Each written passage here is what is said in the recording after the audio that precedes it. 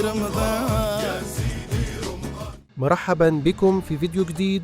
رمضان 2025 جاي مع توليفة قوية من المسلسلات التونسية، دراما، تاريخ، كوميديا، إثارة. تحبوا تعرفوا شنو باش يتعدى في رمضان؟ خليكم معايا حتى الآخر باش نعطيكم القائمة الكاملة مع تفاصيل المسلسلات والقنوات الناقلة. وادي الباي، الوطنية الأولى، مسلسل تاريخي يوثق حقبة هامة من تاريخ تونس، قصة مليانة أسرار وصراعات. الرافل، الوطنية الأولى، دراما تاريخية مستوحاة من أحداث حقيقية تحكي عن فترة الاحتلال الفرنسي في تونس.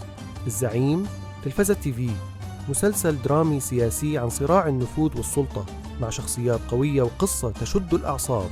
الفتنة، الحوار التونسي، مسلسل من نوع الدراما الاجتماعية يطرح قضايا مثيرة للجدل. هل يكون بنفس جرأة فلوقة؟ رؤوج 2. نسمة، بعد نجاح الموسم الأول المسلسل يرجع بجزء جديد مليان أحداث مفاجئة. ياسمين وفلة، الوطنية الأولى، مسلسل عائلي كوميدي بنكهة تونسية يجمع بين الضحك والمواقف الطريفة. صاحبك راجل، نسمة الجديدة، مسلسل كوميدي جديد يطرح مواقف يومية بطريقة ساخرة. وهكذا نكون كملنا جولتنا على مسلسلات رمضان 2025 في تونس.